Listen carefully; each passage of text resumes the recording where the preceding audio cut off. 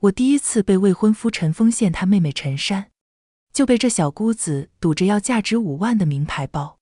嫂子家境这么好，给我买个包当见面礼不是应该的吗？她理直气壮，眼神里满是理所当然。我压着心里的火，冷笑着反问，我和你哥还没结婚，连一家人都算不上，凭什么给你买？莫等陈珊开口，陈峰先当场沉下脸，语气里全是不满，你怎么跟我妹妹说话呢？她就是随口一提，你至于这么小气，跟她计较吗？亲爱的朋友，你好呀。此刻的你，是刚结束了一天忙碌的工作，正窝在沙发里放松，还是在某个安静的角落，想暂时逃离外界的喧嚣呢？无论你身处何方，此刻请试着放慢呼吸，欢迎来到心灵小书馆。这里没有厚重的典籍，没有复杂的理论，只有一本本藏着温柔与力量的小书，和一段专属于你的与心灵对话的时光。喜欢我的朋友，欢迎点击订阅分享。那我们故事开始。第一次踏进陈峰家的门时，我手里拎着2只沉甸甸的果篮，表皮蹭得手腕发红。楼道里飘着隔壁炒菜的油烟味，混杂着陈珊她拉着拖鞋从客厅跑过来的脚步声，那声音像小锤子似的，一下下敲在我紧绷的神经上。陈峰走在前面，伸手推开虚掩的木门，回头冲我笑了笑，眼里带着点讨好的意味。我妹性子直，你别跟她一般见识。我还没来得及回应，陈珊就已经站到了我面前。她穿着见洗的发白的粉色睡衣，头发随意挽在脑后，露出一截沾着头皮屑的脖颈，目光却直勾勾地落在我身上，像扫描器似的扫过我的外套、鞋子，最后停在我手里的果篮上，嘴角撇了撇，语气里满是不屑，哥，你女朋友就带这个来啊？我们楼下超市打折都比这新鲜。陈峰的脸瞬间有点红，伸手拽了拽陈珊的胳膊，别胡说，林夏第一次来，心意到了就行。陈珊甩开他的手，往前凑了凑，鼻子几乎要碰到我的果篮，声音却拔高了几分，心意能当饭吃啊？我同学他嫂子第一次上门，直接送了个金手链呢，人家那才叫重视。我握着果篮把手的手指紧了紧，指甲掐进掌心，强压着心里的火气，挤出个礼貌的笑容，抱歉啊，可能我对上门拜访的规矩不太了解，下次我多注意。本以为这话能让他收敛点，没想到陈珊却突然眼睛一亮，视线从我脸上移到我的包上，那是我上个月刚买的小众设计师款，不算特别贵，但款式新颖。他伸手就要去摸，我下意识地往后退了一步，他的手僵在半空，脸色顿时沉了下来。嫂子，你这包挺好看啊。他话锋一转，语气里带着点不容拒绝的意味。我最近正好缺个包，你家境这么好，给我买个5万的名牌包当见面礼，应该不算过分吧？5万？我怀疑自己听错了，重复了一遍这个数字，声音忍不住冷了下来。我和你哥还没结婚，连一家人都算不上，凭什么给你买这么贵的包？陈珊像是被我的话噎了一下，随即又梗着脖子反驳，怎么就凭什么？你要是真想跟我哥结婚，讨好讨好我不是应该的吗？连个包都舍不得，以后还能对我爸妈好？我正要开口，却被陈峰拉了一把。他皱着眉，语气里满是不满，林夏，你怎么跟我妹妹说话呢？她就是随口一提，小孩子脾气，你至于这么较真，还跟她呛起来吗？小孩子脾气？我看着陈峰，心里一阵发凉。他都20岁了，不是3岁小孩，说出来的话要负责任的。5万块不是小数目，我凭什么要给他买包？你家境不是比我们家好吗？陈峰的声音低了下去，却带着点理直气壮，就当是帮衬一下我家，也没什么大不了的。你这么小气，以后我们结婚了，怎么跟我家人相处？我愣在原地，看着陈峰一脸理所当然的样子，又看了看旁边陈山幸灾乐祸的表情，突然觉得手里的果篮重得像块石头。原来在他眼里，我家境好就该理所当然的付出，他妹妹的无理要求，反倒成了我小气不懂事。那天的饭吃得味同嚼蜡，陈山全程没给我好脸色，时不时阴阳怪气地说几句有些人就是抠门，不是真心想结婚之类的话。而陈峰要么假装没听见，要么就含糊其辞地打圆场，从来没真正站在我这边说过一句话。走的时候，我把果篮放在门口，没有再进去。陈峰送我到楼下，还在试图说服我，林夏，我妹就是被我爸妈宠坏了，你别往心里去。那包的事，你要是实在不想买，我再跟他说说，你别因为这事跟我闹别扭好不好？我看着他，心里的失望一点点蔓延开来，摇摇头，陈峰，不是包的事，是你从来没考虑过我的感受。在你心里，你妹妹的无理要求，比我的委屈更重要。他张了张嘴，还想说什么，我却转身走了。路灯把我的影子拉得很长。我知道，有些东西，从陈山提出要5万块包的那一刻起，就已经变了。从陈峰家回来的第二天，我没去上班，把自己关在房间里，看着天花板发呆，手机放在床头柜上，荧幕亮了好几次，都是陈峰发来的消息。从一开始的道歉，到后来的抱怨，说我太固执，不懂体谅他的难处，我一条都没回。不是不想回，是不知道该说什么。我和陈峰在一起2年，他一直对我很好，记得我的生理期，会在我加班的时候来接我，会给我做我爱吃的糖醋排骨。可昨天在他家发生的事，像一面镜子，照出了他隐藏在温柔背后的自私。他把家人的需求放在第一位，却忽略了我的感受。下午的时候，我妈打来电话，问我昨天去陈峰家怎么样。我犹豫了一下，还是把陈山要包、陈峰帮着他妹妹说话的事跟我妈说了。电话那头沉默了几秒，然后传来我妈叹气的声音，夏夏，婚姻不是2个人的事，是2个家庭的事。陈峰这孩子平时看着挺好，但要是在他家人和你之间拎不清，以后你嫁过去，日子怕是不好过。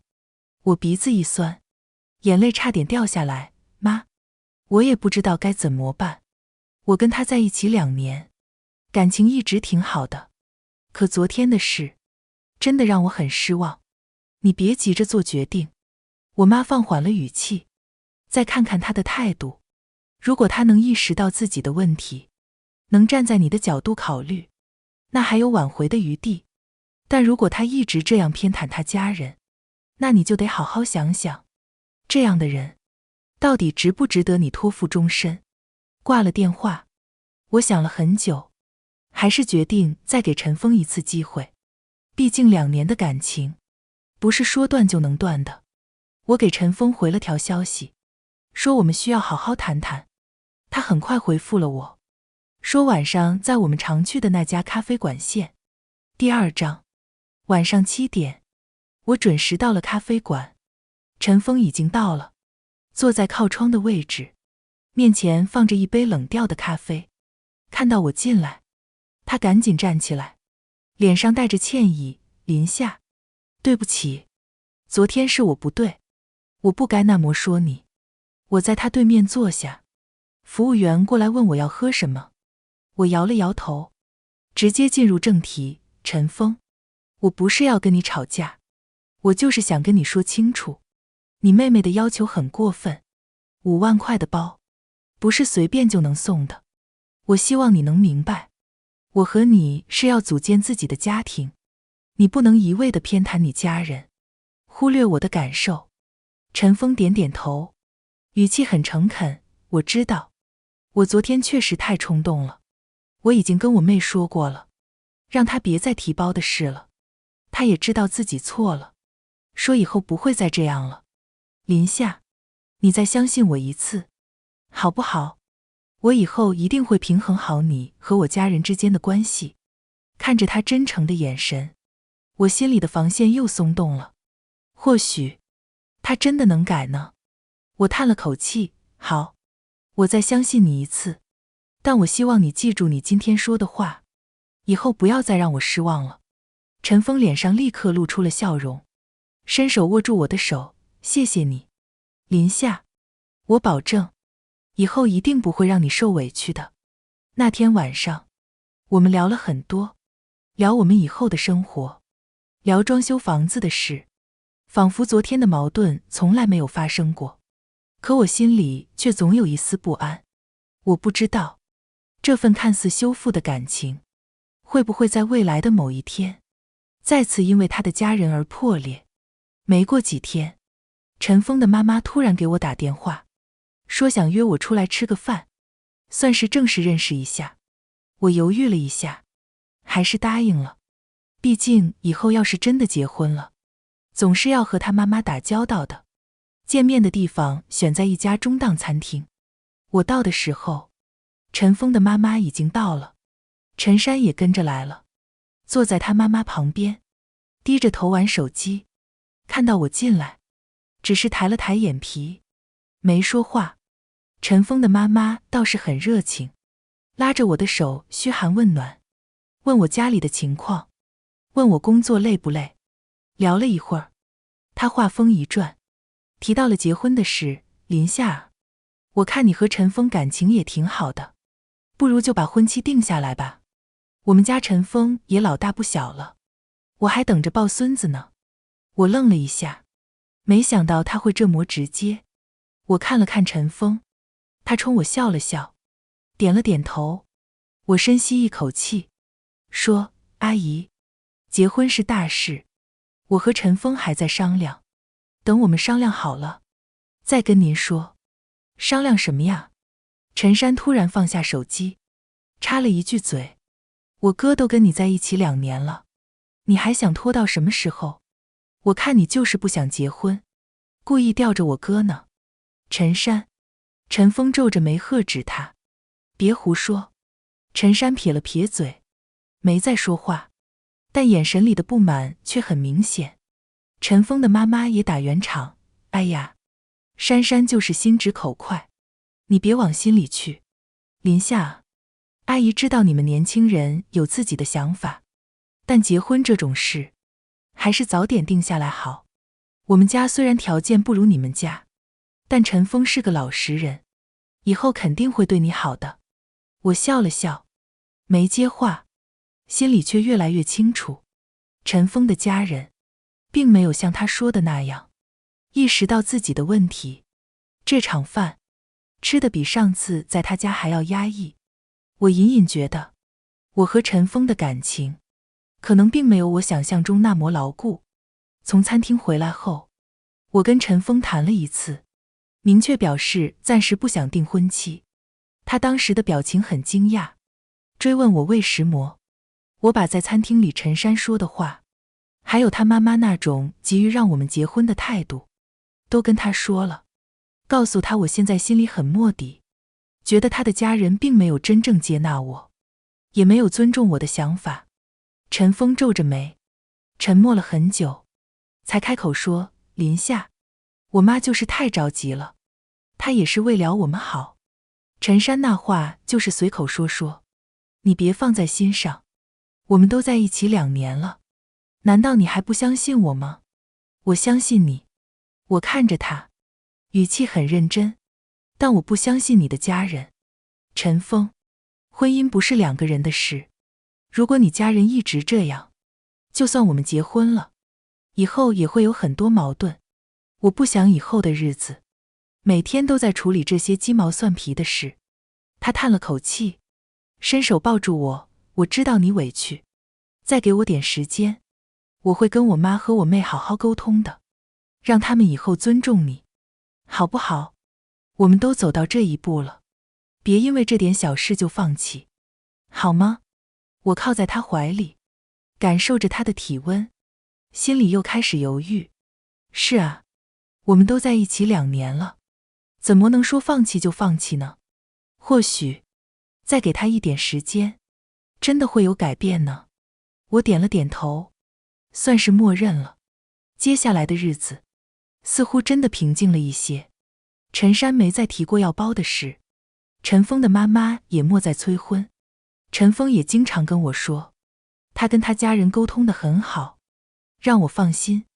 我渐渐放下了心里的顾虑，开始和陈峰一起看房子，讨论装修的风格。有时候我甚至会想，或许是我之前太敏感了，他的家人其实也没有那么难相处。直到有一天，我去陈峰家送东西，那天他不在家，说是公司有急事要加班。我敲了敲门，是他妈妈开的门，看到我，脸上露出了笑容。林夏来了，快进来。我走进客厅，看到陈山坐在沙发上，手里拿着一个崭新的名牌包，正在对着镜子比划。那个包，我一眼就认出来了，正是他之前跟我要的那款，价值5万。我的心里咯噔一下，一种不好的预感涌了上来。我强装镇定，笑着问陈山：珊珊，这包挺好看的，什么时候买的呀？陈山得意地扬了扬下巴：我哥给我买的，昨天刚送我的。怎么样？好看吧？陈峰买的。我愣住了，声音有点发颤。他魏石魔要给你买这个包？陈山撇了撇嘴：什么叫魏石魔？我哥疼我，给我买个包怎么了？再说了，之前你不肯给我买，我哥觉得对不起我，就给我买了呗。我站在原地，脑子一片空白。原来陈峰之前跟我说的都是假的，他根本没有跟陈山沟通，反而还偷偷给他买了那个包。他一边跟我说会平衡好我和他家人的关系，一边却背着我满足他妹妹的无理要求。这时，陈峰的妈妈走了过来，拉着我的手，语气看似温和，却带着点不容置疑的意味。林夏，你也别多想，陈峰这孩子就是太疼他妹妹了，从小到大都是这样。不过你放心，他对你也是真心的。这包虽然贵了点，但也算是了珊珊的一个心愿，以后他就不会再跟你提这种要求了，不会再提。我看着他，突然觉得很可笑。阿姨，这不是提不提要求的问题，是陈峰欺骗了我。他跟我说他会跟陈山沟通，让他不要再提包的事，可他却偷偷给他买了。他把我当什么了？林夏，你这话就不对了。陈峰的妈妈脸色沉了下来。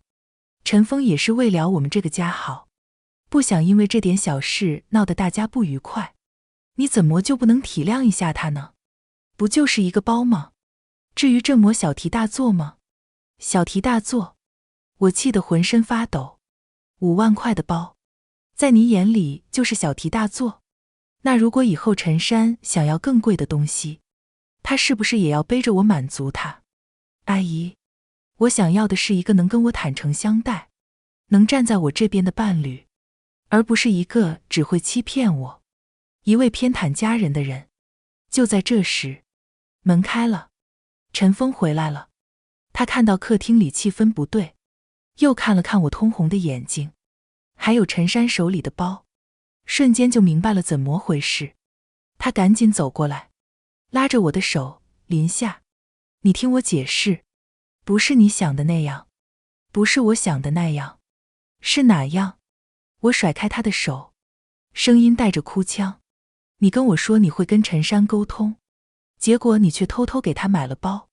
陈峰，你告诉我，你到底把我放在什么位置？陈峰张了张嘴，却说不出一句完整的话。我就是觉得对不起珊珊，她之前因为这事不开心，我就想让她高兴一点。我本来想找机会跟你说的，还没来得及。没来得及？我冷笑一声，你是根本就不敢跟我说吧？因为你知道，我不会同意。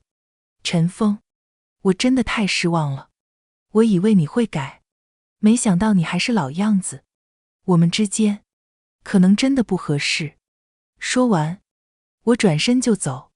陈峰在后面追着我，一直喊我的名字，可我没有回头，眼泪顺着脸颊往下流。我知道，这一次我真的不能再自欺欺人了。我搬回了自己家，把陈峰送我的东西都收拾好，放在了门口。我给他发了条消息，说我们分手吧，让他把东西拿走。他很快就来了，站在门口，眼神里满是痛苦和哀求。林夏，别分手好不好？我知道错了，我不该骗你，不该给珊珊买包，我以后再也不会这样了。你再给我一次机会，好不好？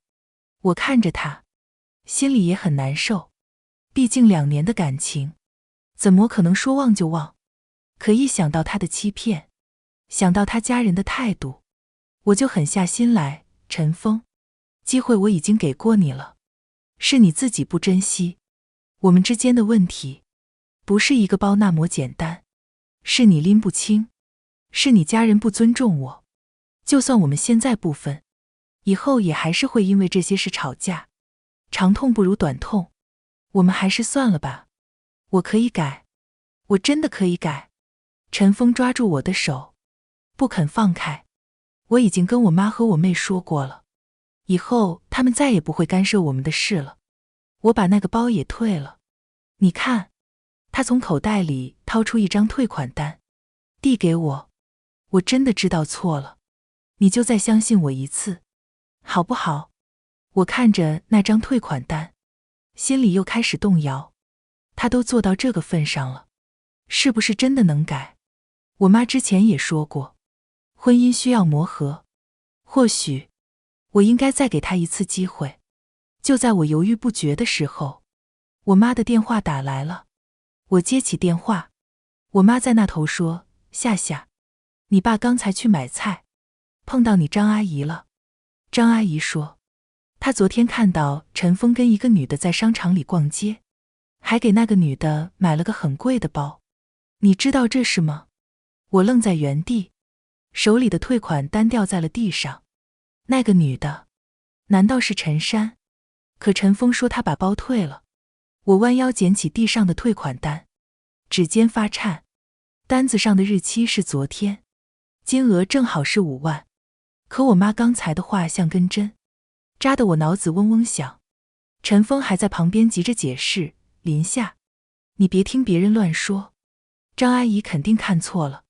我昨天一直在公司加班，怎么会去商场加班？我抬起头，盯着她的眼睛。你公司上周不是刚搬了新地址，在城东产业园吗？张阿姨说她在城西的商场看到你，你怎么解释？她的脸瞬间白了，眼神躲闪了一下，又赶紧绷住。我加班到一半，我妈说家里没酱油了，让我去城西的超市买，顺便就去商场逛了逛，但我真的没给别人买包，就退了珊珊那个。顺便，我笑了，眼泪却跟着掉了下来。你加班到一半，专门绕半个城去城西买酱油。陈峰，你能不能编个像样点的理由？他张了张嘴，还想再说什么，我却往后退了一步，指着门口，你走吧，我不想再听你说话了。林夏，他上前想拉我，我猛地躲开，抓起门口的东西往他怀里塞，这些都是你送的，你都拿走，我们俩彻底完了。他抱着东西站在门口，眼圈红了，就因为一个误会，你就要跟我分手？我们2年的感情，在你眼里就这么不值钱？不是误会，我声音发哑，是我累了。从你妹妹要包开始，你就一直在骗我。先是说会沟通，结果偷偷买包，现在又说退了，却被人看到在商场给人买东西。陈峰，我不是不相信你，是你一次次让我没法相信你。他还想说什么，我直接关上了门。把他的声音和所有犹豫都关在了门外。靠在门板上，我终于忍不住蹲下来哭了。手机在口袋里震动，是我妈打来的。我接起电话，刚喂了一声，就哭得说不出话。我妈在那头急坏了，夏夏，你别激动，妈就是跟你说一声，怕你被骗。你要是不想跟他在一起了，就回家，妈给你做你爱吃的红烧肉。挂了电话，我收拾了一下，第二天就跟公司请了年假，回了老家。我以为离开那个城市，就能把这些事都忘了，可每天晚上，还是会想起和陈峰在一起的日子，想起他曾经的好，心里又酸又疼。老家的院子里种着我小时候栽的石榴树，我妈坐在树下择菜，时不时抬头看我一眼，别老闷在屋里，出去跟你小学同学倩倩逛逛。她昨天还问起你呢。我点点头，下午就约了倩倩在镇上的奶茶店见面。倩倩刚坐下，就盯着我看，你怎么瘦了这么多？是不是跟你对象吵架了？我愣了一下，没想到她会这么问。倩倩笑了笑，你妈跟我妈说了，说你处了个对象，家里是挺多的。夏夏，不是我说你，找对象真得看家庭，要是对方家里人拎不清，以后有你受的罪。我叹了口气，把陈峰和他妹妹的事跟倩倩说了。她听完，拍了下桌子，这男的也太窝囊了，他妹妹都那样了，他还护着，还有那个包，明摆着就是骗你呢。你别傻了，这种人赶紧分，不值得。倩倩的话像一盆冷水，浇得我彻底清醒了。是啊，从一开始，陈峰就没真正站在我这边，他所谓的道歉和保证，不过是想稳住我，根本不是真心悔改。就在我以为日子能慢慢平静下来的时候，手机突然响了，是个陌生号码。我接起电话，里面传来陈山的声音，带着点嚣张，林夏，你凭什么跟我哥分手？你是不是外面有人了？我哥为了你，天天睡不着觉，你要是还有点良心，就赶紧回来跟我哥和好。我气得手都抖了。陈山，你哥骗我，你还好意思来指责我？你想要包，我不买，你哥偷偷给你买，现在又来怪我分手，你们家的人是不是都觉得别人欠你们的？我哥给我买包怎么了？那是他自愿的。陈山的声音更大了，你以为你家境好就了不起了？我哥能跟你处对象，是给你面子，你要是不跟我哥和好，我就去你公司闹，让所有人都知道你是个始乱终弃的女人。我挂了电话，浑身发冷，我没想到陈山会这么不讲理，竟然还想威胁我。我赶紧给公司的人事经理发了条消息，说最近可能有人会去公司闹事，让他们多注意。没过多久，陈峰就给我打电话了，语气里满是歉意，林夏，对不起，珊珊她就是太冲动了，我已经说过她了，她不会去你公司闹的，你别担心。陈峰，我语气平静，你妹妹能说出这种话，你这个当哥的有很大责任，你要是真的为我好，就别再让你家人来打扰我了，我们已经分手了，各自安好吧。说完，我就挂了电话，把他和陈山的号码都拉黑了。我以为这样就能清静了，可我没想到，麻烦才刚刚开始。我在老家待了半个月，年假快结束的时候，我爸突然拿着手机过来，脸色很难看，夏夏，你看看这个，是不是有人在网上说你坏话？我凑过去一看，是本地的一个生活论坛，帖子标题是曝光一个嫌贫爱富的女人，骗感情骗钱，还甩了老实男友。点进去一看，里面写的全是我的事，虽然没写名字，但说的家境好，男友妹妹要包就分手，在城西商场跟别的男人逛街，明眼人一看就知道是说我。下面的评论已经炸了，有人说现在的女人真现实，没钱就不嫁，还有人说肯定是外面有人了，才找借口分手，甚至有人问这个女人是哪个公司的。我们避雷，我浑身冰凉，不用想也知道，这肯定是陈山发的。他没去公司闹，却跑到网上造谣，想毁了我的名声。我爸气得直拍桌子，这家人也太过分了。我们夏夏什么时候骗感情骗钱了？不行，我得去派出所报案，让他们删帖子，还你清白。我拉住我爸，爸，没用的，这种匿名帖子，派出所也很难查，而且越闹越大，反而会让更多人知道，到时候更麻烦。那怎么办？总不能让他这么污蔑你吧？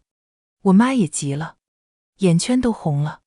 我深吸一口气，拿出手机，找到了那个论坛的管理员邮箱，写了封邮件，说明帖子里的内容都是造谣，还附上了我和陈峰的聊天记录截图，还有他给陈山买包的转账记录，之前他跟我炫耀过。我截图存了下来，发完邮件，我又给倩倩发了消息，让她帮我在帖子下面澄清。倩倩立刻就回复了，你放心，我这就去说。我还认识几个论坛里的网友，让他们帮你说话。接下来的几个小时，我一直盯着论坛，管理员很快就回复了我，说会核实情况，暂时先把帖子隐藏了。倩倩和她的朋友也在下面发了澄清的话，说帖子里的内容都是假的，还把陈峰给陈山买包的事说了出来。虽然帖子被隐藏了，但我心里还是很不舒服。我没想到陈山会这么恶毒，为了让我跟他哥和好，竟然不惜造谣毁我的名声。年假结束后，我回到了城里，刚到公司楼下，就看到人事经理在等我。林夏，你没事吧？昨天有个女的来公司，说要找你，我没让她进来，她就在楼下闹了一会儿，被保安赶走了。我心里一沉，肯定是陈山。谢谢经理，给您添麻烦了。没事，你要是有什么事，随时跟我说。人事经理拍了拍我的肩膀。对了，你跟你对象的事，要是影响到工作了，就先休息几天，调整一下状态。我摇摇头，不用了，我没事。谢谢经理。回到工位上，同事们看我的眼神都有点不对劲。我知道，肯定是有人看到了论坛的帖子，或者听到了陈山在楼下闹的事。我没解释，只是低头工作，想尽快把这些事都忘了。可事情并没有这么容易过去。几天后，我收到了法院的传票，是陈峰起诉我，说我借恋爱之名，向他索要财物，要求我返还他在恋爱期间给我花的钱，一共3万块。我拿着传票，手都在抖。我从来没想过，陈峰会这么对我。恋爱期间，他确实给我花过钱，但都是他自愿的。我也给他买过不少东西，价值不比他花的少。现在他竟然起诉我，想要回那些钱，还要给我扣上索要财物的帽子。我给我妈打了电话，跟她说了这事。我妈在那头哭了，夏夏，这家人怎么能这么黑心？你别担心，妈这就给你打钱，我们找最好的律师，跟他们打官司，一定要喊你清白。挂了电话，我擦干眼泪，开始整理证据。我翻出了我给陈峰买东西的转账记录、购物小票，还有我们的聊天记录，证明那些钱都是他自愿花的。我从来没有主动索要过。我找了个律师，把证据都给了他。律师看了之后说，放心吧，这种情况，法院一般不会支持他的诉求。恋爱期间的自愿赠与，分手后是不能要求返还的。而且他妹妹在网上造谣，你还可以反诉他们，要求他们赔礼道歉，赔偿你的精神损失。听了律师的话，我心里稍微踏实了一点，但我还是很难过。我和陈峰在一起2年，就算分手了，也不至于闹到法庭上吧？他到底是怎么变成这样的？开庭那天，我和律师一起去了法院，陈峰和他妈妈也来了，陈山没赶来。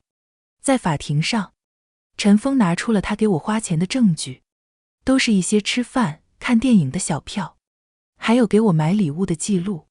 律师当场就反驳了，这些消费都是被告在恋爱期间自愿支出的，属于赠与行为，而且原告也未能提供证据证明这些钱是被告所要的。相反，被告提供的证据可以证明，他在恋爱期间也给原告花了不少钱，价值相当。陈峰的妈妈在下面急了，站起来喊：什么赠与？我儿子的钱也是辛苦赚来的，他凭什么白拿？他就是骗我儿子的钱。法官敲了敲法锤，请原告家属保持安静，否则就请出去。他才不甘心地坐了下来。庭审结束后，法官说会择日宣判。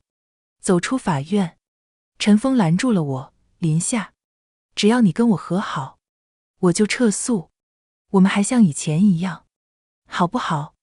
我看着他，觉得很陌生。陈峰，你现在说这些还有意义吗？你起诉我的时候，就应该想到，我们之间再也不可能了。他看着我，眼神里满是不甘，却没再说什么。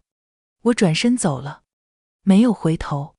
我知道，这场官司，不管结果如何，我和陈峰之间的最后一点情分，都已经没了。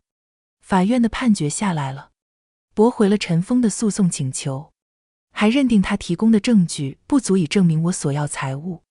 拿到判决书的那天，我长长的松了口气，给我妈打了个电话，报了平安。我妈在那头笑了：太好了，夏夏，这下你可以安心了，以后别再想那些不开心的事了，好好过日子。我知道了，妈。挂了电话，我把判决书收起来，又给律师转了律师费。刚放下手机，同事小李就凑了过来：林夏，听说你赢了官司。太好了，我就知道你是被冤枉的。我笑了笑：谢谢，让你担心了。没事。小李拍了拍我的肩膀：之前那些人瞎议论，我都跟他们说了，你不是那样的人。现在判决书下来了，他们也该闭嘴了。听了小李的话，我心里暖暖的。这段时间，虽然受了很多委屈，但也有很多人在关心我，比如我爸妈，比如倩倩，还有小李。这些温暖，让我慢慢从失恋和被污蔑的阴影里走了出来。日子渐渐恢复了平静，我每天上班、下班，偶尔和朋友出去吃饭、看电影，过得很充实。我以为我再也不会和陈峰一家有瓜葛了，可没想到，2个月后，我竟然在社区楼下碰到了他妈妈。那天我下班回家，刚走到社区门口，就看到一个熟悉的身影站在旁边的树底下，是陈峰的妈妈。她看到我，赶紧走了过来，脸上带着讨好的笑容：林夏，你下班了？我愣了一下，往后退了一步：阿姨，你有什么事吗？她搓了搓手，有点不好意思地说：我是来跟你道歉的。之前的事，都是我们不对，是我和珊珊不懂事，还有陈峰，他也太冲动了，竟然去起诉你，你别往心里去。我看着他，心里有点疑惑，他怎么突然来道歉了？难道是有什么事求我？果然，他顿了读，又接着说：林夏，你也知道，陈峰自从跟你分手以后，就一直不开心，工作也没心思，天天在家喝酒。我看着心疼，就想问问你，能不能再给他一次机会？他知道错了，真的知道错了，以后肯定不会再那样了。我心里冷笑了一声，之前他们那样对我，现在看到陈峰过得不好，就来求我复合，这也太自私了吧。阿姨，我语气平静，我和陈峰已经分手了，而且我们还闹到了法庭上，已经不可能再复合了。他过得好不好，是他自己的事，跟我没关系。怎么能没关系呢？他急了，抓住我的手，林夏，你就当可怜可怜我这个老太婆，再给陈峰一次机会吧。我们家就他一个儿子，他要是出点什么事，我可怎么活啊？我甩开他的手，阿姨，你别这样，感情的事不能勉强，我已经不爱他了，就算复合了，也不会幸福的。你还是让他好好调整一下自己，重新开始吧。他还想说什么，我却转身就走。走进社区大门的时候，我回头看了一眼，他还站在原地，眼神里满是失望。我心里有点不是滋味，但我知道，我不能心软。如果我这次原谅了他，以后肯定还会受更多的委屈。回到家，我刚坐下，手机就响了，是个陌生号码。我接起电话，里面传来一个男人的声音，很陌生，请问是林夏吗？我是陈峰的同事，他今天在公司晕倒了，现在在医院，他手机里只有你的号码，你能不能来看看他？我愣住了，陈峰晕倒了，我要不要去看他？我犹豫了很久，还是决定去医院看看。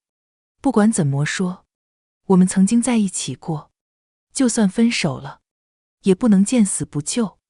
我打车到了医院，找到了陈峰所在的病房。他躺在病床上，脸色苍白，眼睛闭着，看起来很虚弱。他妈妈坐在旁边，看到我来，赶紧站起来，林夏，你来了，谢谢你能来。我走到病床边，看着陈峰，心里有点复杂。他的同事站在旁边，说，医生说他是因为长期熬夜、喝酒，加上压力太大，才晕倒的。他最近在公司状态一直不好，经常出错，领导都找他谈过好几次话了。我点了点头，没说话。过了一会儿，陈峰醒了过来，看到我，眼神里闪过一丝惊讶，然后又暗淡了下去。你怎么来了？你同事给我打电话，说你晕倒了，我就来看看。我语气平淡，你现在感觉怎么样？还行。他顿了读，看着我，林夏，对不起，之前的事都是我的错，我不该起诉你，不该让我妈和我妹去找你麻烦。我那时候就是太生气了，觉得你不爱我了，所以才做了那些蠢事。我看着他，心里有点动摇。他现在这个样子，看起来真的很可怜。可我一想到他之前的欺骗和伤害，就又硬起了心肠。陈峰，过去的事就别说了，你现在好好养病，以后好好工作，别再折腾自己了。他看着我，眼里满是恳求。林夏，我们真的不能再回到以前了吗？我知道我错了，我可以改，我什么都可以改，只要你能回到我身边。我摇了摇头，对不起，我不能，我们之间的问题太多了，不是一句道歉就能解决的。你好好养病吧，我先走了。说完，我转身就走。走到病房门口的时候，我听到他妈妈在后面哭着说，林夏，你别走啊，你再劝劝陈峰啊。我不理他，径直回家。回家后，我跟爸说了事情经过，他沉默了很久，才开口，夏夏，婚姻是一辈子的事，你一定要想清楚。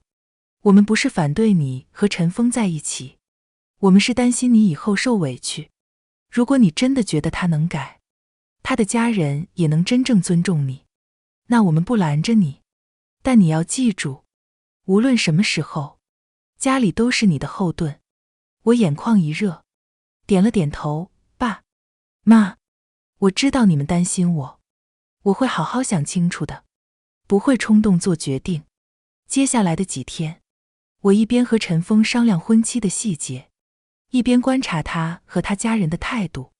陈峰每天都会给我发消息，汇报他的行踪，有时候还会主动跟我说他和陈珊的相处，比如陈珊想买新裙子，他会跟陈珊说你自己的工资够就买，不够就攒攒，而不是像以前那样直接掏钱。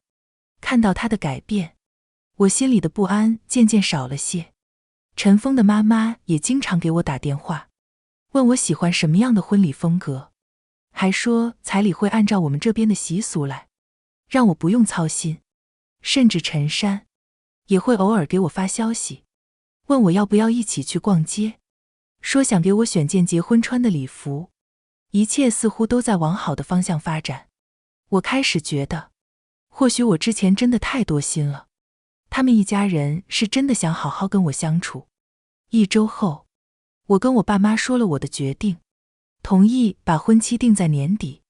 我爸妈虽然还是有些担心，但看到我态度坚决，也没有再反对，只是反复叮嘱我，以后要是受了委屈，一定要跟他们说。确定婚期的那天，陈峰特意请我和我爸妈吃了顿饭。饭桌上，他不停地给我爸妈夹菜，还保证以后一定会好好照顾我，让我爸妈放心。陈峰的妈妈和陈珊也来了，他们对我爸妈很热情，一口一个叔叔阿姨的叫着，聊得很开心。看着眼前和睦的场景，我心里暗暗庆幸，还好我没有因为之前的矛盾错过这段感情。可没过多久，一件事又让我心里的不安重新冒了出来。那天，我和陈峰一起去看婚房，我们之前已经选好了一套2居室，首付由我家和他家各出一半，贷款由我们婚后一起选。本来已经谈得差不多了，就差签合同了。可陈峰突然说，林夏，我妈说，能不能在房产证上加上我妹的名字？我愣了一下，以为自己听错了。你说什么？加陈珊的名字？为什么？陈峰的眼神有些躲闪。我妈说，珊珊毕竟是我唯一的妹妹，以后我们结婚了，她要是遇到什么困难，这套房子也能给她个保障。而且她现在还没结婚，没地方住，以后偶尔来住几天也方便。方便？我简直不敢相信自己的耳朵。陈峰，这是我们的婚房，是我们以后要一起生活的地方，凭什么要加陈珊的名字？她有困难，我们可以帮她，但加名字这种事，绝对不行。我知道这有点不合适。陈峰拉着我的手，语气带着恳求，但我妈天天在我耳边说，我实在没办法。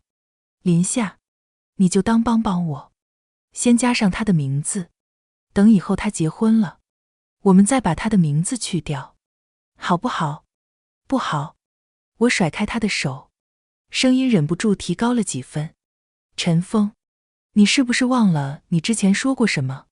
你说你会平衡好我和你家人的关系，不会再让我受委屈。可现在呢？你妈一句话，你就忘了你说过的话。这房子是我们2个人的，跟陈珊没有任何关系，我绝对不会同意加她的名字。陈峰的脸色也沉了下来。林夏，你怎么这么固执？不就是加个名字吗？又不是要把房子给她，你至于这么较真吗？我妈也是为了我们家好，你就不能体谅一下吗？体谅？我冷笑一声，我体谅你们？谁体谅我？之前陈珊要5万块的包，你体谅她，结果骗我，现在你妈要加陈珊的名字，你又要我体谅她。陈峰，在你心里，我永远都要体谅你们家人，那我的感受呢？我的想法呢？你从来都没有考虑过。我们在售楼处吵了起来，周围的人都在看我们。陈峰的脸色很难看，他拉着我，这里人多，我们回家再说。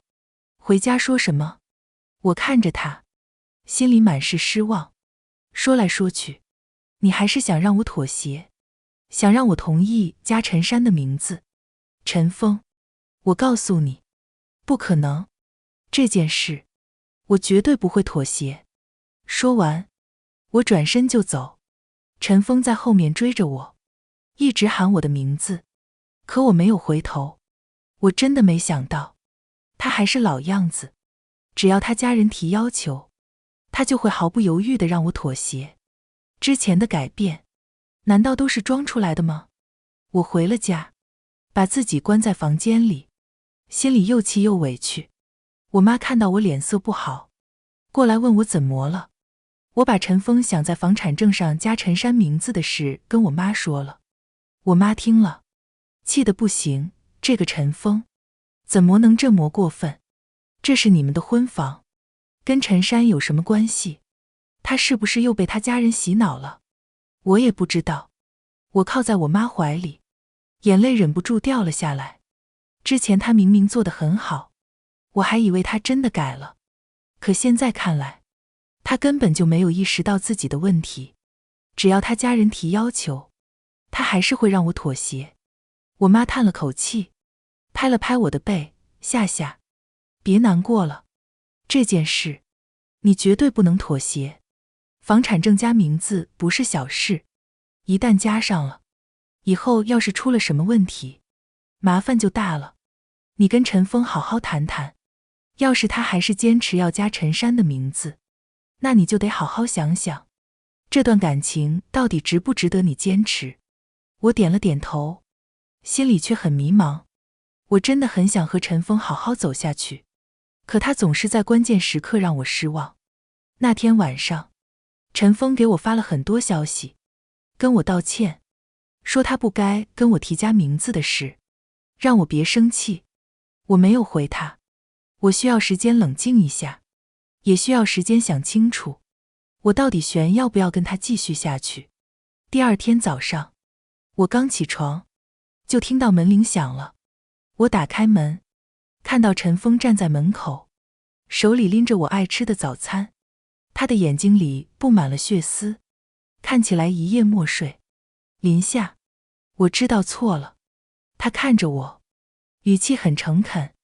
昨天是我不对，我不该跟你提加名字的事，我已经跟我妈说了，房产证上只写我们2个人的名字，她也同意了。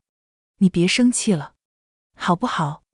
我看着他，心里又开始犹豫，他都已经跟他妈妈沟通好了，还来跟我道歉，是不是真的知道错了？你说的是真的？我问他。真的。陈峰赶紧点头。我昨天跟我妈吵了一架，跟她说这是我们的婚房，不能加珊珊的名字。她一开始不同意，后来被我说服了。林夏，我真的知道错了，你就原谅我这一次，好不好？看着他真诚的眼神，我心里的气渐渐消了。或许，他真的在努力改变，只是有时候会被他妈妈影响。我深吸一口气，好吧，我原谅你，但我希望你记住，以后遇到这种事，你要先跟我商量，而不是直接跟我提要求。陈峰脸上立刻露出了笑容，伸手抱住我，我知道了，我以后一定会先跟你商量的。谢谢你，林夏，谢谢你愿意再给我一次机会。这件事之后，陈峰确实改变了很多，遇到事情，他会主动跟我商量，不再像以前那样一味地听他家人的话。他妈妈也没有再提过加名字的事，甚至还主动跟我道歉，说之前是他考虑不周。我渐渐放下了心里的顾虑，开始全身心地投入到婚礼的筹备中。我和陈峰一起选婚纱、订酒店、发请柬，忙得不亦乐乎。有时候，我会看着陈峰忙碌的背影，觉得自己真的选对了人。可就在婚礼筹备的差不多的时候，又一件事打破了这份平静。那天，我和陈峰一起去取婚纱照，刚走出影楼，就看到陈山站在门口，脸色很难看。看到我们，他赶紧走了过来，拉着陈峰的手，哥，不好了，我出事了。陈峰皱了皱眉，怎么了？出什么事了？陈山的眼泪一下子就掉了下来，我昨天跟朋友去逛街，不小心把别人的手机撞掉了，荧幕碎了。那个人说手机是刚买的，让我赔5000块钱，我没那么多钱。哥，你能不能先借我5000块？陈峰愣了一下，然后看向我，林夏，你看。我心里咯噔一下，一种不好的预感涌了上来。我看着陈山，他的眼神有些躲闪，不像是真的遇到了困难。珊珊，你说你把别人的手机撞碎了，有证据吗？我问他。陈山的脸色变了变，支支吾吾地说，我当时太着急了，没来得及要证据。那个人说要是我不赔钱，就报警抓我。哥，我真的没办法了，你就借我5000块钱，好不好？陈峰看着陈山哭哭啼啼的样子，心软了，好了，别哭了，我给你钱。他刚要掏钱，我拉住了他，陈峰，等等，这件事不对劲，珊珊说的可能不是真的，你先别给他钱，我们先问清楚。陈山听到我的话，立刻急了，林夏，你什么意思？你是说我撒谎吗？我都已经这样了，你还不相信我？我不是不相信你。我看着他，我只是觉得事情太巧了，你要是真的遇到了困难，我们可以帮你，但你不能撒谎骗我们。我没有撒谎。陈山的声音拔高了几分，你就是不想让我哥帮我。林夏，你怎么这么小气？不就是5000块钱吗？你至于这么较真吗？陈峰皱了皱眉，拉了拉我的手，林夏，算了，不就是5000块钱吗？珊珊肯定不会撒谎的，我先借他，等他有钱了再还我们。我看着陈峰，心里满是失望。陈峰，你怎么又这样？你都不问问清楚，就相信他的话？你忘了之前他是怎么骗我们的吗？那都是过去的事了。陈峰说，珊珊现在已经改了，不会再骗我们了。我没有骗你们。陈山哭着说，哥，你要是不帮我，我就真的要被远景抓了。陈峰不再跟我商量，直接从钱包里拿出5000块钱，递给陈山，好了，别哭了，拿着钱赶紧去给人家赔了，以后小心点，别再这么毛躁了。陈山接过钱，脸上立刻露出了笑容，刚才的眼泪也不见了，谢谢哥，哥你真好。看着陈山转身离开的背影，我心里又气又委屈。陈峰明明答应过我，遇到事情会跟我商量，可现在他还是像以前那样，只要陈山一哭，他就什么都不管了。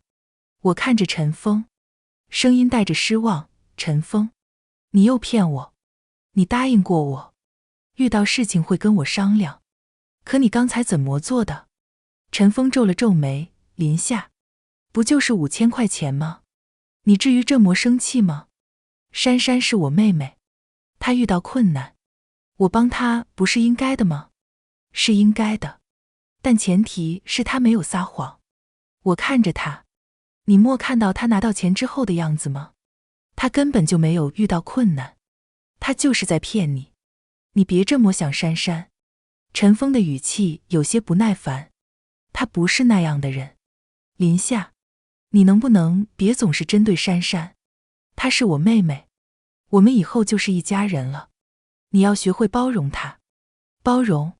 我冷笑一声，我包容她？谁包容我？陈峰，你总是让我包容她，可她什么时候包容过我？她一次次地骗你，你却一次次地相信她。你有没有考虑过我的感受？我们又吵了起来，吵得很凶，最后我转身走了，没有再理他。我真的不知道这样的日子还要持续多久。我回了家，把自己关在房间里，一天都没有出门。陈峰给我发了很多消息，跟我道歉，说他不该跟我吵架，让我别生气。我一条都没回，我需要时间冷静一下，也需要时间想清楚，我到底悬要不要跟他结婚。第二天早上，我妈敲我的门，说陈峰来了，在客厅等我。我犹豫了一下，还是打开了门，走到客厅，看到陈峰坐在沙发上，手里拎着一个袋子，里面装着我爱吃的水果。看到我，他赶紧站起来，脸上带着歉意，林夏，对不起，昨天是我不对，我不该跟你吵架，不该不相信你，你别生气了，好不好？我没有说话，在他对面坐下。陈峰把水果放在茶几上，然后从口袋里掏出手机，打开一张照片递给我，林夏，你看，这是珊珊给我发的，她昨天确实把别人的手机撞碎了，还跟人家道歉了，我昨天错怪你了，对不起。我接过手机，看了看照片，照片上确实有一个碎了荧幕的手机，还有陈珊和一个陌生男人的合影，看起来好像真的是陈珊把别人的手机撞碎了。我心里的气渐渐消了一些，真的是这样吗？真的。陈峰赶紧点头。我昨天跟珊珊打电话，问清楚了，她昨天是因为太着急了，所以没跟我们说清楚。林夏，对不起，我昨天不该不相信你，不该跟你吵架，你就原谅我这一次，好不好？看着他真诚的眼神，我心里的犹豫又开始了。或许真的是我误会陈珊了。我深吸一口气，好吧，我原谅你，但我希望你记住，以后遇到事情，你要先跟我沟通，不要一味地相信别人，包括陈珊。陈峰脸上立刻露出了笑容，伸手握住我的手，我知道了，我以后一定会先跟你沟通的。谢谢你，林夏，谢谢你愿意再给我一次机会。这件事之后，我和陈峰的关系又恢复了平静，陈珊也没有再惹什么麻烦，甚至还主动跟我道歉，说昨天是他太着急了，没有跟我们说清楚，让我们误会了。我渐渐放下了心里的顾虑，继续投入到婚礼的筹备中。离婚礼越来越近，我心里既期待又紧张，期待着能和陈峰一起开始新的生活，又紧张婚后的生活会不会像之前那样充满矛盾。可就在婚礼前1周，一件事彻底打破了我对未来的期待。那天，我和陈峰一起去酒店确认婚礼的流程，刚走出酒店，就看到一个陌生女人站在门口，看到我们，她赶紧走了过来，拉着陈峰的手，陈峰，你怎么在这里？我找你找了好久。我愣了一下，疑惑地看着陈峰，他是谁？陈峰的脸色瞬间变得惨白，眼神躲闪着，不敢看我。我不认识他。你怎么能不认识我？那个女人急了。陈峰，我们上个月还在一起吃饭，你忘了吗？你还说要跟我在一起，怎么现在就不认识我了？我看着那个女人，又看了看陈峰，心里的火气一下子就上来了。陈峰，你跟我说清楚，到底是怎么回事？陈峰赶紧甩开那个女人的手，对她说，你别在这里胡说八道，我根本就不认识你，你再这样，我就报警了。那个女人冷笑一声，报警？你以为我不敢吗？陈峰，你别忘了，我们在一起的时候，我还拍了照片，你要是不想让你未婚妻知道，就跟我走，我们好好谈谈。陈峰的脸色更加难看了，他看着我，眼神里满是慌乱。林夏，你别听他胡说，他就是个疯子，我根本就不认识他。我是疯子？那个女人从包里拿出手机，打开一张照片递给我，你自己看，这是不是陈峰？我们上个月在餐厅吃饭的时候拍的。你要是不信，我还有更多照片。我接过手机，看到照片上，陈峰和那个女人坐在一起，笑得很开心，看起来很亲密。我的心一下子就凉了。原来，陈峰一直在骗我。他不仅跟别的女人有来往，还说要跟人家在一起。陈峰，你还有什么好说的？我看着他，声音带着哭腔。陈峰张了张嘴，却说不出一句完整的话。我就是跟他吃了顿饭，没别的意思。林夏，你别误会，我心里只有你，我只想跟你结婚，只想跟我结婚。我冷笑一声，那你跟他在一起吃饭的时候，说要跟他在一起，是什么意思？陈峰，你一次次地欺骗我，一次次地让我失望，我真的受够了。那个女人还在一旁煽风点火，妹妹，你别被他骗了，他就是个渣男，一边跟你谈婚论嫁，一边跟我暖妹。我攥着手机的手指泛白，照片里陈峰的笑容像根刺，扎得我眼睛生疼。周围路过的人纷纷侧目，我却感觉不到丝毫尴尬，只有彻骨的冰冷从脚底往上爬。渣男2个字从陌生女人嘴里说出来，我竟觉得无比贴切。我看着陈峰慌乱的语无伦次的样子，突然想起这2年来的种种，他为陈山辩解时的理所当然，偷偷买包时的欺瞒，起诉我时的绝情，还有一次次承诺后的食言。原来所有的改变都是假象，他从始至终都没真正尊重过我，更没把我们的感情当回事。林夏，你听我解释，这都是误会，是他故意陷害我。陈峰伸手想拉我，我猛地后退一步，避开了他的触碰。误会？我扯了扯嘴角，笑声里满是悲凉。照片是假的，你跟他吃饭也是假的，还是你说要跟他在一起，也是假的。陈峰，你除了撒谎，还会什么？那个女人抱着胳膊，站在一旁看戏。妹妹，我劝你还是早点清醒吧，这种男人不值得你托付终身。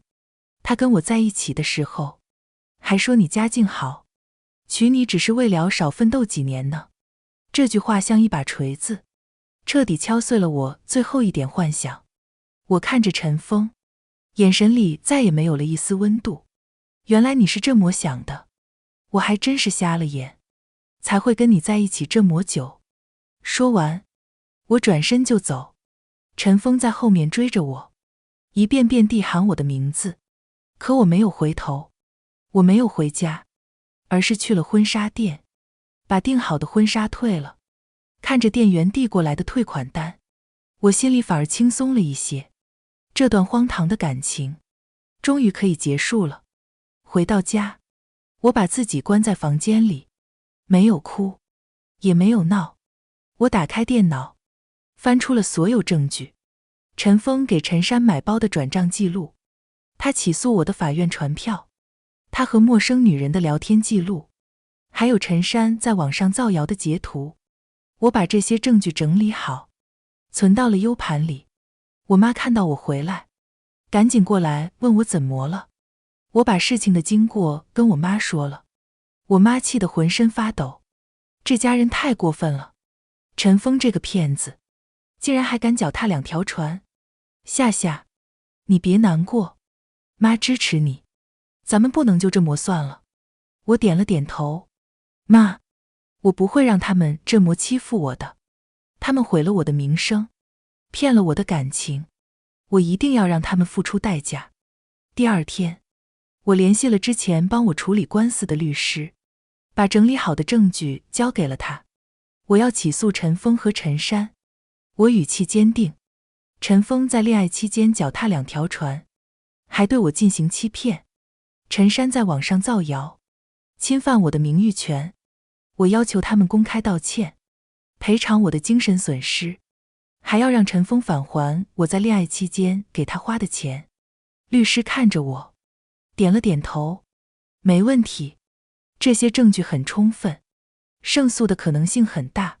另外，如果你想让更多人知道他们的真面目，也可以考虑把这些证据交给媒体，或者在网上澄清。我想了想，决定先不公开，等法院判决下来再说。我不想让别人觉得我是在故意炒作，我只想通过法律途径维护自己的权益。没过多久，陈峰就收到了法院的传票，他给我打电话，语气里满是哀求：林夏，你别起诉我好不好？我知道错了，我给你道歉，我赔偿你所有的损失，你别让我身败名裂，好不好？身败名裂？我冷笑一声，你当初骗我的时候，怎么没想过会有今天？你和你妹妹毁我名声的时候，怎么没想过会有今天？陈峰，现在说这些，已经晚了。挂了电话，我又收到了陈山的消息，他不再像以前那样嚣张，而是带住点威胁。林夏，你要是敢起诉我和我哥，我就去你公司闹，让你丢掉工作。我直接把他的消息截图发给了律师，作为他威胁我的证据。开庭那天，我和律师一起去了法院，陈峰和他妈妈来了，陈山没有来，估计是怕了。在法庭上，律师出示了我准备的所有证据，陈峰给陈山买包的转账记录，他和陌生女人的聊天记录和照片，陈山在网上造谣的截图，还有我给陈峰花钱的证据。陈峰和他妈妈脸色惨白，一句话都说不出来。法官看着证据，语气严肃：原告提供的证据充分，被告陈峰在恋爱期间存在欺骗行为，被告陈山侵犯原告名誉权，事实清楚。现判决如下：被告陈峰和陈山在网上公开向原告林夏道歉，持续时间不少于7天。被告陈峰返还原告林夏在恋爱期间的支出，共计25000元。被告陈山赔偿原告林夏精神损失费1万元。听到判决结果，我心里的一块石头终于落了地。走出法院，陈峰拦住了我，眼神里满是绝望。林夏，你真的要做得这么绝吗？我们2年的感情，就这么不值钱吗？感情？我看着他，你早就把我们的感情丢了，是你和你家人一次次地伤害我，才让我走到今天这一步。现在说这些，已经没用了。说完，我转身就走。这一次，我没有丝毫犹豫，也没有丝毫留恋。法院判决下来后，陈峰和陈山并没有按时履行判决，他们不仅没有公开道歉，还拒绝返还我花的钱和赔偿精神损失费。我没有生气，而是让律师申请了强制执行。很快，法院就冻结了陈峰的银行账户，还查封了他名下的一些财产。陈峰慌了，赶紧给我打电话，语气里满是哀求：林夏，我错了，我马上就公开道歉，我马上就把钱还给你，你能不能让法院解封我的账户？可以，我语气平静，但你必须按照法院的判决来做，公开道歉，持续7天，然后把钱转到我的账户上。如果我发现你有任何敷衍的行为，我会继续申请强制执行。陈峰赶紧答应：好，好，我一定照做，我马上就去道歉。当天下午，我就在之前陈山造谣的那个论坛上，看到了陈峰和陈山的道歉信。道歉信里，他们承认了自己的错误。陈峰承认了自己在恋爱期间的欺骗行为，陈山承认了自己在网上造谣，侵犯了我的名誉权。他们还在信里向我道歉，希望我能原谅他们。我没有回复，只是把他们的道歉信截图保存了下来。过了几天，陈峰把钱转到了我的账户上，一共35000元。事情到这里似乎已经结束了，可我没想到，陈峰的公司竟然因为这件事把他开除了。原来，他的同事看到了他的道歉信，把这件事告诉了公司领导。公司领导觉得他的行为影响不好，而且他之前在公司的表现也不好，经常出错，所以就把他开除了。陈峰失去了工作，又因为被法院强制执行，家里的经济状况变得越来越差。他妈妈受不了打击，病倒了，住进了医院。陈山也因为这件事，在朋友面前抬不起头，没人愿意跟他来往。有人把这些事告诉了我，说我做得太绝了，毁了陈峰一家。我听了，心里没有丝毫愧疚，是他们先欺负我，先毁我的名声，先骗我的感情。我只是用法律途径维护了自己的权益而已。日子渐渐恢复了平静，我重新投入到工作中，业绩越来越好，得到了领导的认可。我还利用业余时间报了一个瑜伽班，不仅锻炼了身体，还缓解了工作的压力。有时候，我会和倩倩一起出去逛街、吃饭。倩倩看着我，笑着说：“夏夏，我觉得你现在比以前更自信、更漂亮了。看来，离开那个渣男，对你来说是件好事。”我笑了笑：“是啊，以前我总是在为他妥协，为他委屈自己。现在我才明白，女人最重要的是爱自己，只有自己强大了，才能不被别人欺负。”就在我以为自己再也不会和陈峰一家有瓜葛的时候，我竟然在医院碰到了陈峰的妈妈。那天，我陪我妈去医院做体检，看到她一个人坐在走廊的椅子上，脸色苍白，看起来很虚弱。她看到我，愣了一下，然后赶紧站起来，眼神里满是尴尬。林夏，你也来医院啊？我点了点头，没有说话。她犹豫了一下，又开口说：“林夏，对不起，之前都是我们不对，给你带来了这么多麻烦。陈峰现在也知道错了，他失去了工作，天天在家自责。我希望你能大人有大量，别再记恨我们了，好不好？”我看着他，心里有点复杂。他看起来真的很可怜，可我一想到他之前的所作所为，就又硬起了心肠。阿姨，之前的事，我已经通过法律途径解决了。我没有记恨你们，但也不会原谅你们。你们现在的处境，都是你们自己造成的，怨不得别人。他张了张嘴，还想说什么，我却转身走了。我知道，我这么做可能有点残忍，但我不能再给他们任何机会。我怕他们还会像以前那样，再来伤害我。时间过得很快，转眼1年就过去了。这1年里，我发生了很多变化。我换了一份更好的工作，薪资比以前高了很多，还在公司认识了很多志同道合的朋友。我还买了一套属于自己的小房子，虽然不大，但很温馨。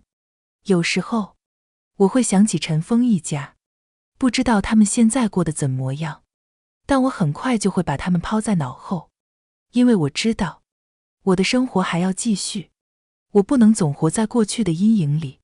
有一天，我在超市购物，碰到了之前认识的一个朋友，他也是陈峰的邻居。我们聊了几句，他无意间提到了陈峰一家。你还记得陈峰吗？他看着我，他们家现在可惨了。陈峰自从被公司开除后，就一直没找到工作，天天在家喝酒，有时候还会跟他妈妈吵架。他妈妈的病也越来越严重，经常要去医院，家里的钱都花光了。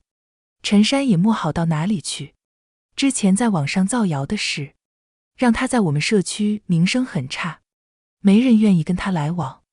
他现在也不敢出门了。我听了，心里没有丝毫波澜，这都是他们自己造成的，是他们的自私和贪婪，毁了自己的生活。对了，朋友又说，前段时间陈峰还来找过我，问我有没有你的联系方式，说想跟你道歉，求你原谅他。我没给他，我觉得他现在来找你，就是想让你帮他，太自私了。我笑了笑，谢谢你，幸好你没给他，我现在过得很好，不想再跟他们有任何牵扯。从超市出来，我走在大街上，看着来来往往的人群，心里充满了幸福感。我终于摆脱了过去的阴影，过上了自己想要的生活。我知道，未来的路还很长，可能还会遇到很多困难和挫折，但我已经不再是以前那个软弱、容易妥协的林夏了。我学会了爱自己，学会了保护自己，学会了用法律武器维护自己的权益。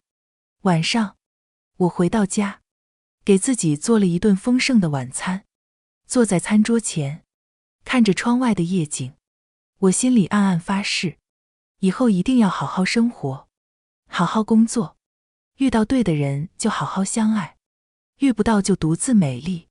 我再也不会为了不值得的人委屈自己，伤害自己，日子就这样一天天过着，平静而美好。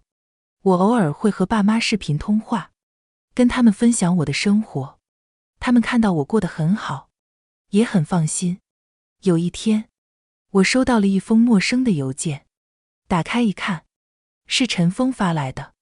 邮件里，他说了很多道歉的话，还说他现在已经知道错了，希望我能给他一个改过自新的机会。他还说，他现在找了一份外卖员的工作，虽然辛苦，但很充实，他想重新开始，希望我能再给他一次机会。我看着邮件，笑了笑，然后直接把邮件删除了。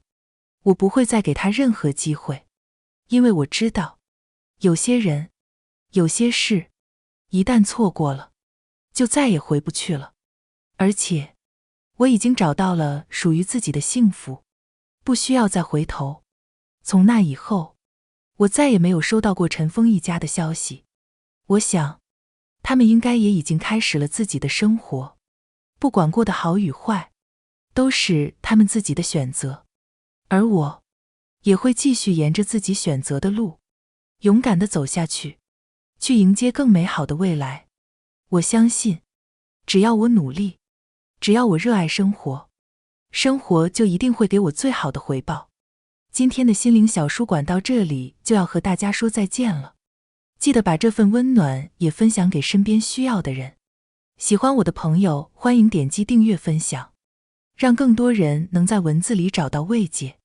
下一期心灵小书馆，我们会带着新的温暖文字与你相遇，不见不散呀，亲爱的朋友。